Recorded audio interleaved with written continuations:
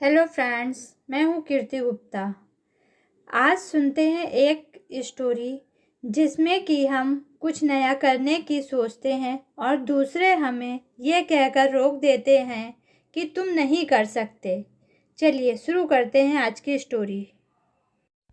ये कहानी एक चील और मुर्गी की है।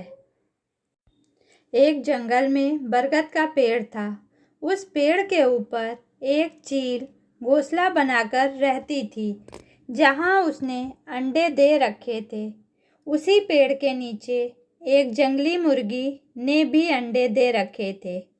एक दिन उस चील के अंडों में से एक अंडा नीचे गिरा और मुर्गी के अंडों में जाकर मिल गया। समय बीतता गया और अंडे फूटे, जिससे चील का बच्चा उस अंडे से निकला और वह यह सोचते हुए बड़ा हुआ कि वो एक मुर्गी है। वो बाकी मुर्गी की तरह कुड़कुड़ाता, जमीन खोदकर दाने चुगता और वो इतना ही ऊंचा उड़ पाता जितना कि एक मुर्गी उड़ पाती, और मुर्गी के बच्चों के साथ वो बड़ा होता गया।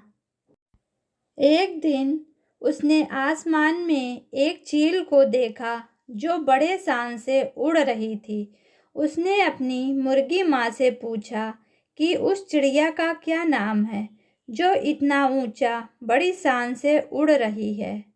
मुर्गी ने जवाब दिया, वह एक चील है। फिर चील के बच्चे ने पूछा, माँ, मैं इतना ऊंचा क्यों नहीं उड़ पाता? मुर्गी बोली, तुम इतना ऊंचा नहीं उड़ सकते क्योंकि तुम एक मुर्गे हो।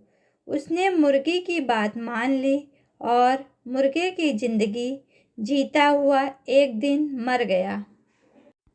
इस कहानी से हमें यह शिक्षा मिलती है कि जो भी हम सोचते हैं या कुछ नया करने की कोशिश करते हैं तो दूसरे हमें यह कहकर रोकते हैं कि तुम ऐसा नहीं कर सकते, ऐसा नहीं हो सकता है, और हम अपना इरादा यह सोचकर बदल देते हैं कि वाकई मैं ये नहीं कर सकता और हार मान लेते हैं।